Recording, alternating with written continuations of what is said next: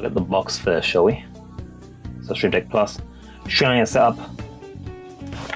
However, this is obviously useful for not just streamers and content creators, but also for productivity, video editing, graphics design, whatever you can put your mind to as far as needing a button press,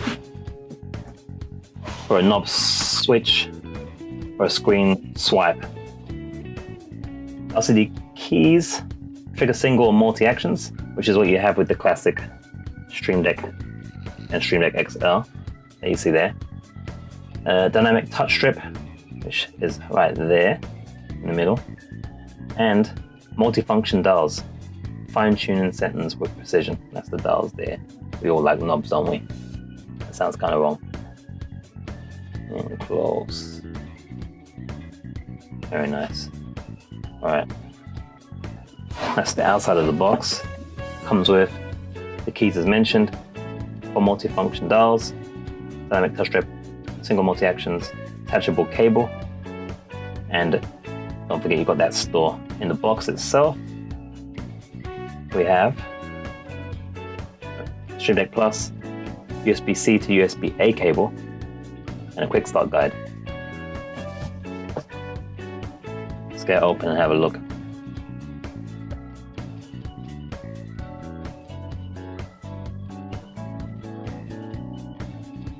This we have. It looks like it's housing the manual. Very nice presentation actually.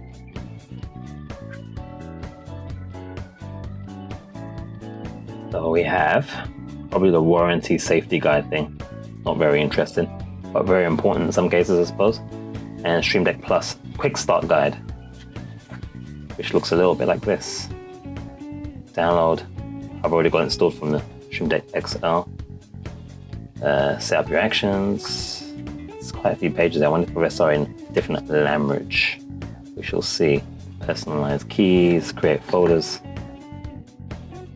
Did we get a manual with Stream Deck XL? I can't remember. Or Stream Deck X. I think we got one sheet. This is an actual manual because it's become so much more complex that you need to give people a physical manual. Makes it more of almost a collector's item now. So there you go. It's a quick start guide. I feel like I missed a page because of this, these gloves, but you get the idea. You can pause and read each page if you want to. Do I take this out like this? There we go.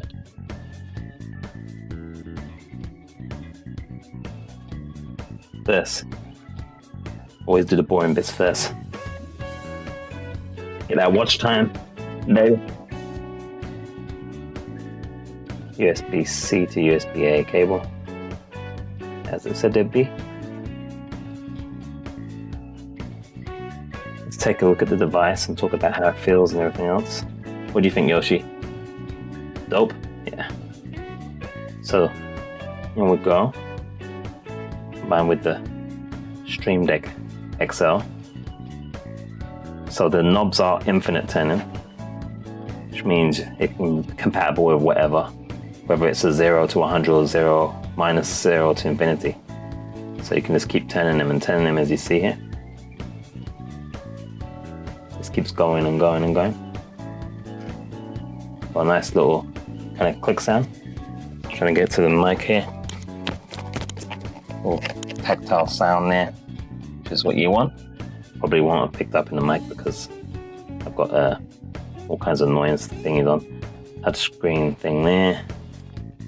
Buttons do the noises you expect. Just like the OG buttons. But they're actually bigger. The buttons are actually bigger on this version as well. Touch strip is smaller than the buttons themselves. These can be pressed down as well. You can press these down. You can also hold press on these. Press down, hold press, slide. But we'll turn it around. We'll turn it on, I should say, and have a look in a moment. But it feels good. Good finish to it. A little protection thing underneath here. You can get that off. Protection film. There we go. We won't be needing that and that will stop it from sliding, I imagine. Yes, anti-slide. Very nice. So these will work side by side as well, I believe. Just got to find the desk space for all of it, that's a problem. So yeah, like that. And then let's turn it on and have a quick look, shall we? Or shouldn't we? All right, so now we're connected up, and new Stream Deck has been detected, as you can see here in very small non-zoom. So I'm gonna copy the Stream Deck XL over to there, and we can see that it's now in the software there, and also we can see on the screen here as well. It's only copied 2, so we need to kind of adjust that a little bit. Paste it there. Let's do that. I need to really check this out as well. Let's see. So let's see, because it's obviously trying to compensate for having less than the, was it 32 buttons on the XL? So it's taking up just a certain amount from the top left. All right, so I've got very basic stuff set up here to demonstrate real quickly. Yeah, it was working as well. So we have a sound effect here that is linked to a knob, or the sound effects channel, I should say, as you can see in the Wavelink software here. So Wavelink software, I've linked it to my SFX channel, or sound effects channel right here. And you can see as I change the dial here, it goes up and down. So when we're all the way down, it stops moving obviously. And we can see how much on the indicator.